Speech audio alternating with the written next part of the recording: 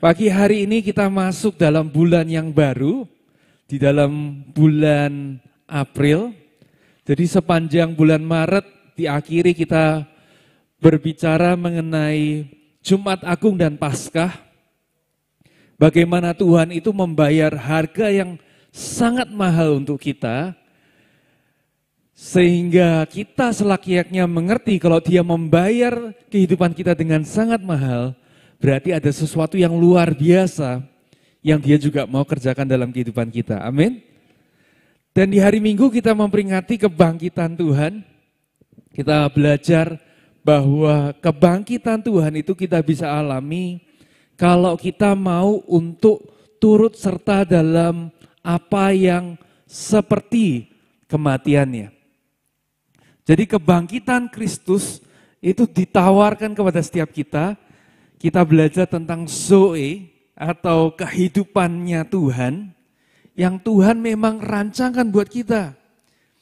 Jadi sekali lagi bulan ini kita akan masuk dalam tema yang baru yaitu God Honoring Life.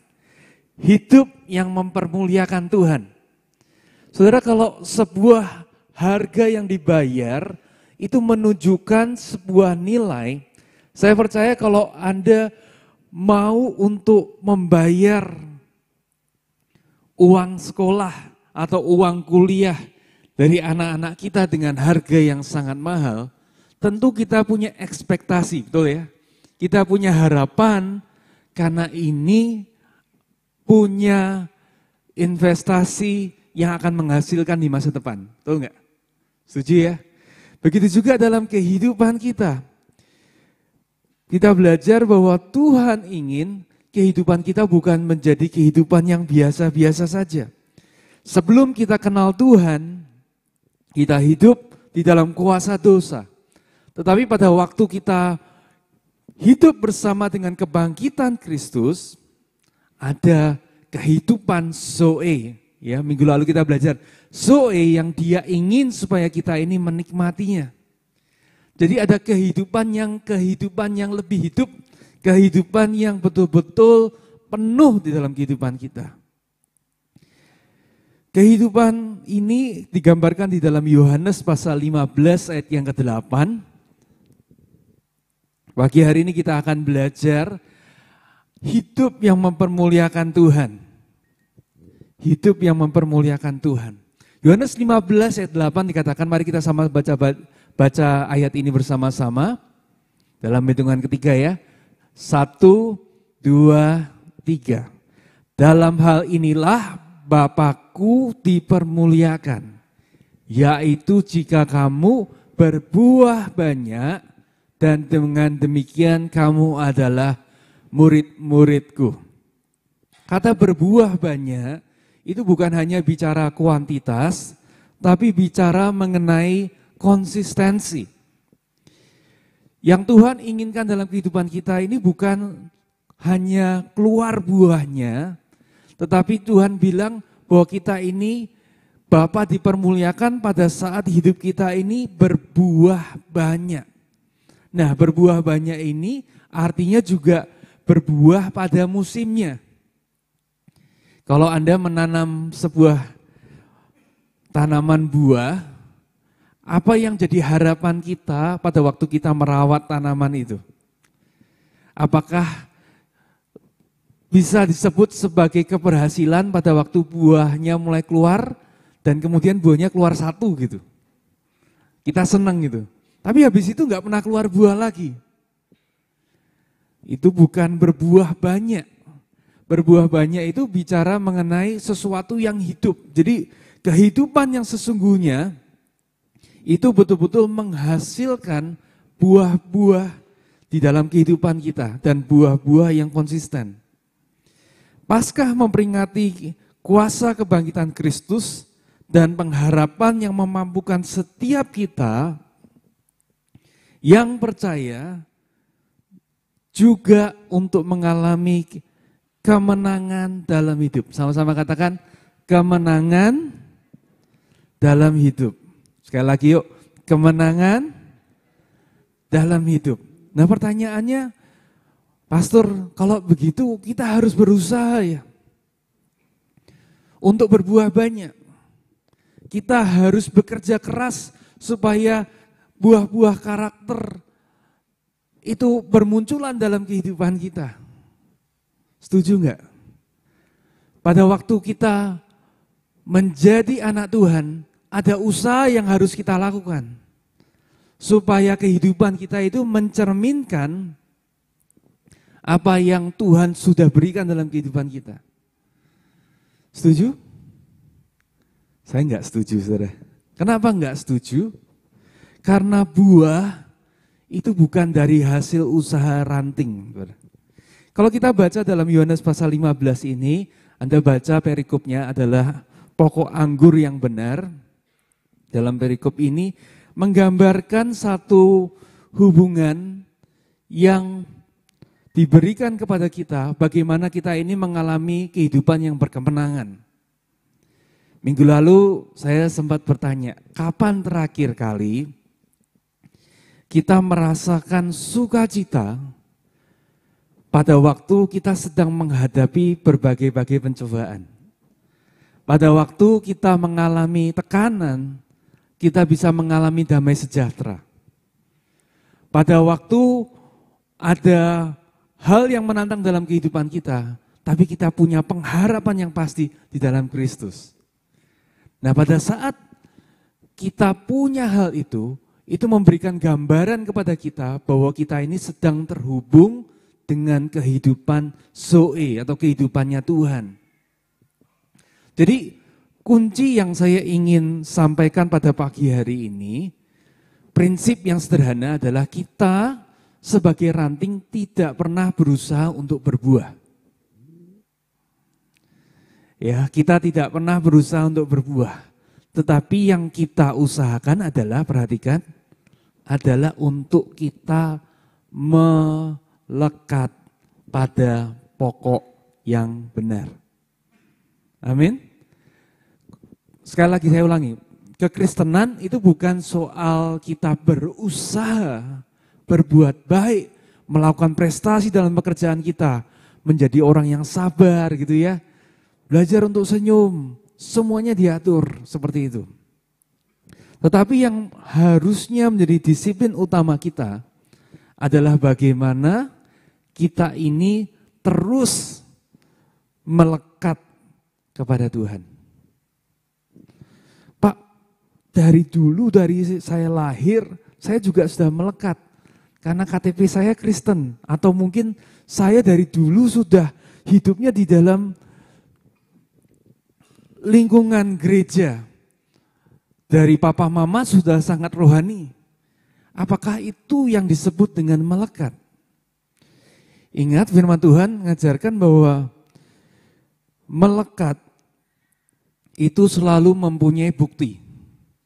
Buktinya apa? Dalam Yohanes 15, pada saat kita berbuah banyak. Beberapa waktu yang lalu saya sempat panen buah pisang. Beberapa dari saudara sempat menikmati. Betul ya? Enak enggak? Enggak, kurang banyak gitu ya. Enak ya. Nah, pada waktu saya panen itu dari kebun sendiri, dari sebuah tundun pisang yang besar itu, pada waktu pertama kali panen itu kelihatannya semuanya masih hijau semua. Tapi sengaja batangnya itu tidak dipotong secara habis gitu, tapi masih disisakan. Menarik adalah pada waktu dibawa pulang, buah-buah yang tadi kelihatannya hijau itu masih punya nutrisari atau vitamin di dalam batang itu. Jadi selama dia tidak dipisahkan, dia masih punya kemampuan untuk menjadi matang. Nah, saya percaya tidak ada satu orang pun dari kita yang sengaja cari pisang yang hijau. Kita menikmati pisang yang sudah matang. Begitu indah saya lihat dari hari ke hari, itu seperti kayak yang bagian atas bisa jadi kuning gitu ya. Indah banget. Diambili, dimakan. Besok pagi begitu bangun, ternyata yang bawahnya sudah kuning lagi gitu. Dan begitu cepat sehingga akhirnya kita memutuskan kalau begini ini bisa lebih cepat matang daripada kita makannya gitu ya. Jadi buah itu gak perlu bahasa Jawanya ngeden, tahu ya. Gak perlu ngotot untuk bagaimana bisa menjadi manis. Tetapi selama dia itu masih menempel dan melekat, dia punya kemampuan untuk berubah yang bahkan kita nggak lihat. Begitu juga dalam kehidupan kita. Sukacita, damai sejahtera, pengharapan, kasih, itu bukan sesuatu yang kita usahakan. Tapi yang kita usahakan dan pertahankan adalah apa? Bagaimana kita ini melekat pada Tuhan. Amin. Bagaimana dalam kehidupan kita sehari-hari? Bertanya, hari ini sudahkah saya melekat sama Tuhan? Sudahkah saya menerima nutrisi dari pokok anggur yang benar itu? Karena dalam 1 Petrus 5 ayat 8 sampai 9, firman Tuhan katakan seperti ini. Gambarnya silahkan ditunjukkan. Musuh kita itu diumpamakan seperti singa. Dikatakan be sober minded. Waspadalah.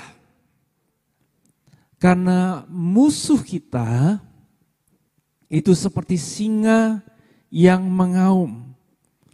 Mencari orang yang dapat dimangsanya. Silakan tampilkan dalam bahasa Indonesia. 1 Petrus 5 ayat 8 sampai 9. Saya akan bacakan ya. Sadarlah dan berjaga-jagalah, lawanmu si iblis berjalan keliling sama seperti singa yang mengaum-aum dan mencari orang yang dapat ditelannya. Lawanlah dia dengan iman yang teguh. Jadi dalam kehidupan kita, gak ada istilah setelah kita terima Tuhan, lalu kita tidak ada di dalam sebuah pertempuran rohani. Mungkin Bapak Ibu merasa kita aman-aman aja kok, pagi hari ini kita bisa beribadah dengan santai, saya gak perlu takut seperti kayak di Ukraina gitu ya. Sewaktu-waktu ada bom yang bisa meledak, di daerah konflik tiba-tiba ada granat, ada sesuatu, kayaknya semua baik-baik saja. Tapi tahukah saudara bahwa setiap dari kita sebetulnya ada di dalam zona peperangan pada waktu kita terima Tuhan. Nah, kemarin kita membaca bagaimana iblis itu, setan itu adalah pencuri. Pada saat dia mengambil kehidupan Zoe, pengharapan, damai sejahtera, sukacita di dalam Tuhan, itu secara lihai sampai kita nggak mengenali kapan terakhir kali kita memiliki itu. Oleh karena itu firman Tuhan katakan, lawanlah dia dengan iman yang teguh. Pertempuran kita bukan untuk menghasilkan buahnya. Kalau kita baca dalam firman Tuhan dikatakan ada buah-buah roh. Artinya buah-buah roh itu adalah buah-buah yang dihasilkan pada saat kita membiarkan hidup kita dikuasai oleh Roh Kudus. Bukan hal yang kita berusaha lakukan sendiri, tetapi dengan sebuah intimate relationship dalam hubungan yang erat dengan Tuhan. Satu kali saya bertemu dengan seorang hamba Tuhan, waktu saya masih muda, sekarang masih muda, tapi lebih muda. Sudah mulai pelayanan, dan pada waktu itu dia panggil kita, dia seorang nabi dan dia mulai bernubuat. Begitu datang dia bilang begini, dia sebut namamu siapa? Iman. Dia bilang, saya melihat kamu seperti sebuah steker listrik, dia bilang. Colokan listrik yang ditempelkan dalam saklar listrik di tembok. Saya melihat ada aliran listrik yang masuk dan menyala. Tapi menariknya, beberapa detik kemudian saklar itu dicabut, kontaknya dicabut. Nah, apa yang terjadi Bapak Ibu kalau kontak listrik itu dicabut? Enggak ada lagi kekuatan. Walaupun kita punya alat perkakas yang sebagus apapun, ya kita punya rice cooker yang paling canggih,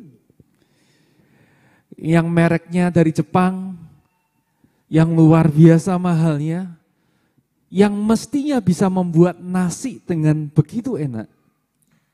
Tetapi pada waktu dia tidak menempel pada sumber listrik, apa yang terjadi? Walaupun kita taruh beras, kita taruh air, kita doakan, pakai bahasa roh, kira-kira apa yang terjadi? Tetap beras dan air. Kalau Bapak Ibu bisa bikin nasi tanpa ditempelkan ke listrik, kasih tahu saya. Ya, saya perlu belajar. Saudara, dia bilang hidupmu itu seperti itu. Dan itu menyadarkan kepada saya bahwa begitu cepat. Seringkali kita nggak menyadari hidup kita ini sedang dicabut dari sumber kekuatan kita dan kita nggak menyadari. Sekali lagi pertanyaannya, seberapa sering kita bangun pagi, kita beraktivitas dalam pelayanan dengan kasih yang berapi-api, keinginan untuk melayani orang. Apakah seringkali yang terjadi kita melayani karena itu sebuah rutinitas atau terpaksa? Ataukah pada saat kita bertemu dengan teman-teman komsel kita begitu semangat, saya kepingin banget memberkati, saya kepingin banget berbagi, saya ingin melakukan sesuatu. Saya berdoa setiap dari kita mengalami hal yang seperti itu. Amin. Karena itulah yang disebut dengan zoe atau kehidupannya Tuhan. Jadi setan itu seperti singa dikatakan. Singa itu mencari kesempatan yang bisa ditelan. Berarti artinya ada yang enggak bisa. Pada saat kita terhubung dengan Tuhan, pada waktu kita alert, kita akan membuat keputusan-keputusan yang benar dalam kehidupan ini. Minggu lalu kita belajar bahwa kualitas hidup itu ditentukan oleh kualitas keputusan-keputusan yang kita ambil. Masih ingat ilustrasinya? Kalau kita mau hidup kita ini terbang, berkemenangan, mengalahkan fakta-fakta dalam kehidupan, kita harus selalu terhubung dalam Tuhan. Ada di dalam Tuhan. Dan itulah yang dikatakan dalam Yohanes 15. Untuk kita selalu ada di dalam Dia, terhubung, melekat dan mengalami Dia. Setiap hari. Pada waktu kita memutuskan untuk keluar dari pesawat, opsinya cuma satu.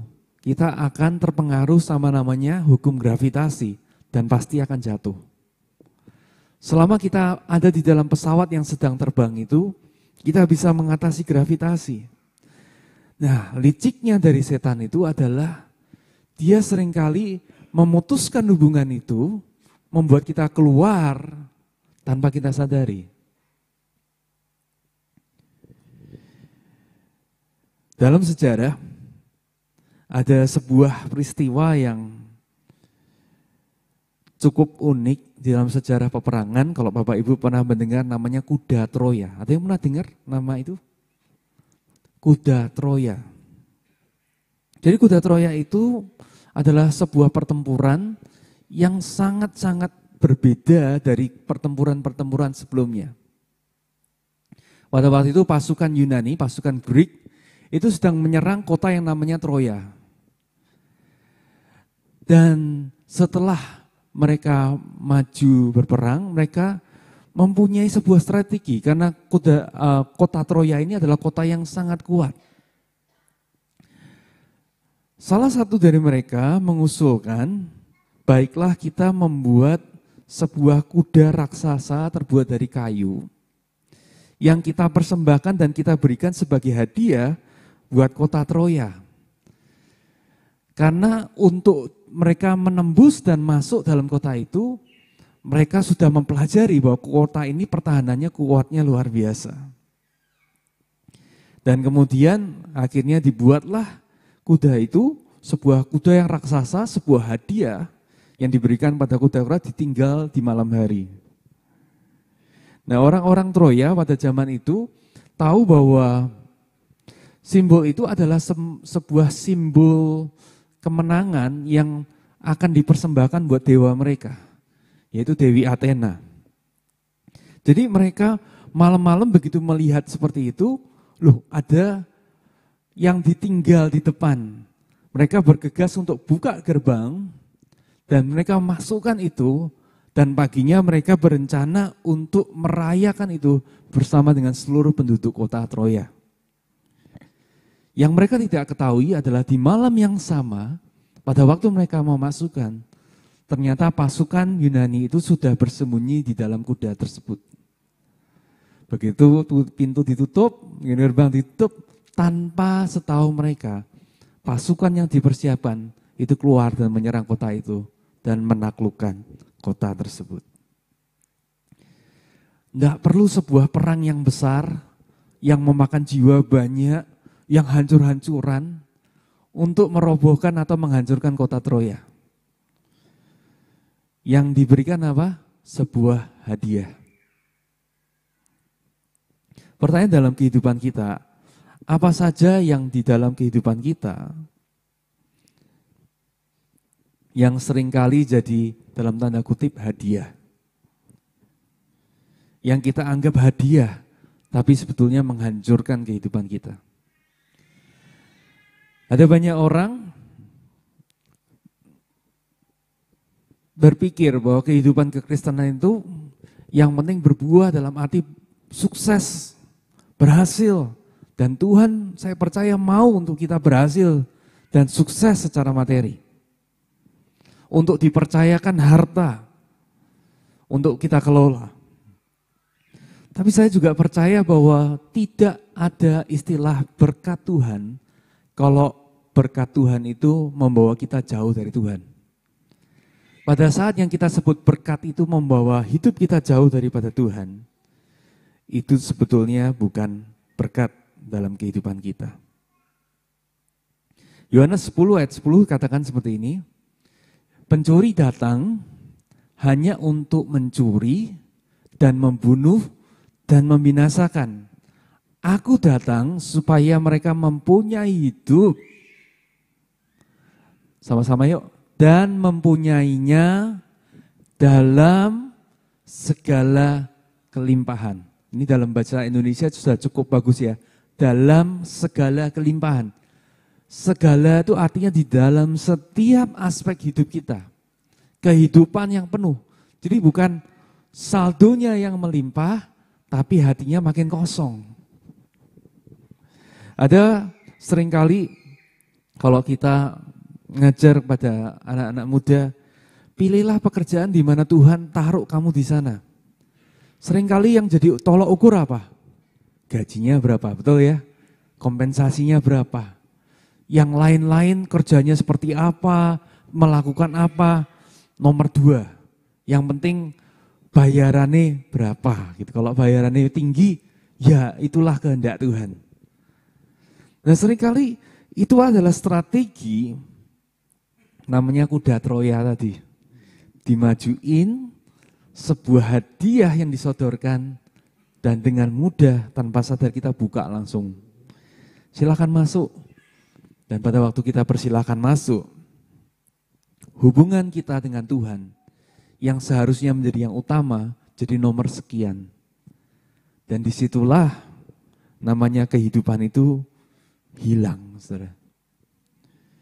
Oleh karena Efesus dalam Alkitab Efesus 6 ayat 11 sampai 12 katakan seperti ini.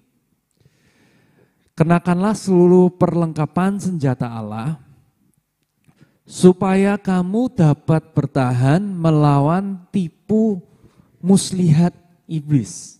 Melawan apa? Tipu muslihat iblis. Melawan apa?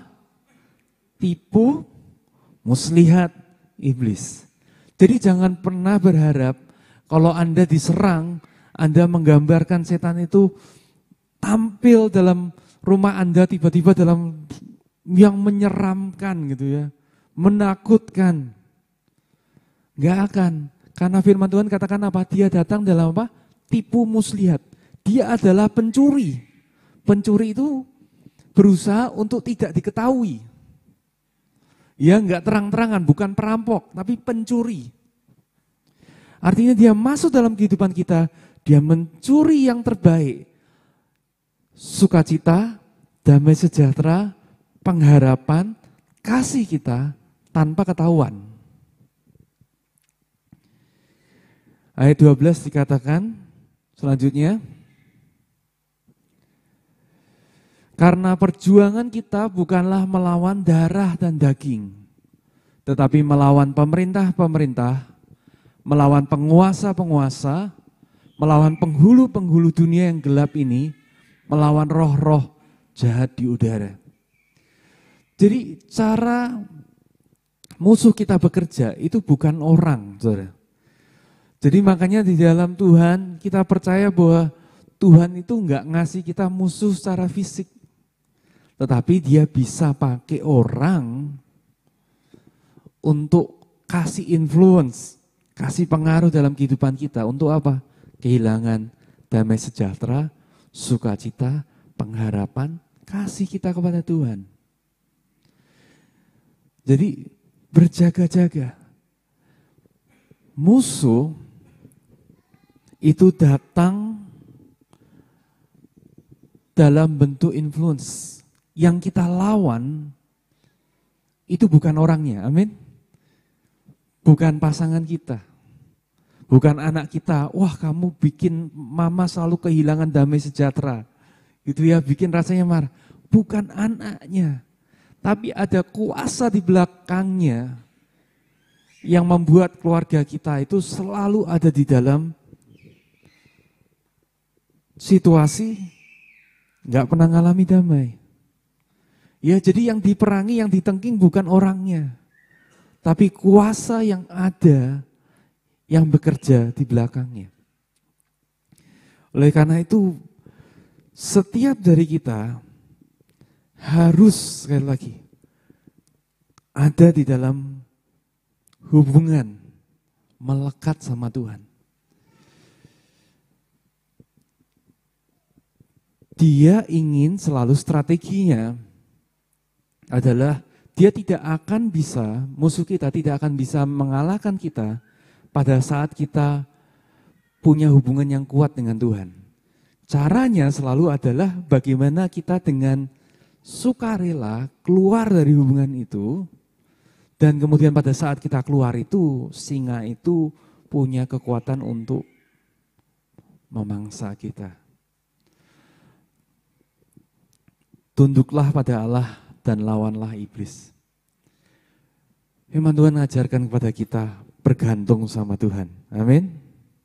Saya minta tim praise and worship bisa maju ke depan. Dari Efesus pasal 6, kita belajar satu prinsip ini. Belajarlah untuk memilih pertempuran yang tepat. Karena tanpa memilih pertempuran yang tepat, kita tidak bisa memenangkan sebuah peperangan. Sekali lagi, yang jadi musuh kita bukanlah orang. Amin. Bukan orang tua kita, bukan saudara kita. Mungkin Anda berkata, pastor, tapi dia selalu bikin gara-gara. Tapi dia selalu bikin saya kehilangan sukacita. Bukan dia. Tapi ada kuasa di belakangnya. Satu-satunya kita bisa menang, kita bisa mengasihi, bahkan bisa membuat kuasa Tuhan menjamah dia untuk merubah dia. Adalah apa? Berhubung. Dan iblis tahu persis itu. Dan dia ingin untuk kita melepaskan genggaman kita dari Tuhan.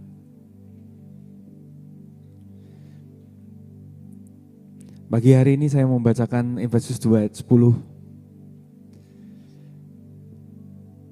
Firman Tuhan berkata gini, karena kita ini buatan Allah, diciptakan dalam Kristus Yesus untuk melakukan pekerjaan baik yang dipersiapkan Allah sebelumnya. Ia mau supaya kita hidup di dalamnya. Setiap dari kita, Tuhan desain untuk punya hidup yang mempermuliakan Tuhan. Hidup yang mempermuliakan Tuhan. Tapi menariknya ayat ini sebelumnya dikatakan di dalam Kristus Yesus. Jadi semua rancangan yang baik di dalam kehidupan kita itu enggak mungkin kita bisa dapatkan, kita bisa hidupi tanpa hubungan yang intim dengan Yesus Kristus. Trik dari setan adalah dia mencoba meyakinkan kita tanpa dia, kamu gak perlu dia, kamu tetap bisa hidup.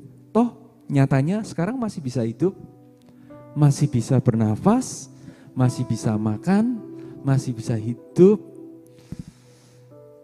Pertanyaannya, apakah kita benar-benar hidup atau sekedar hidup?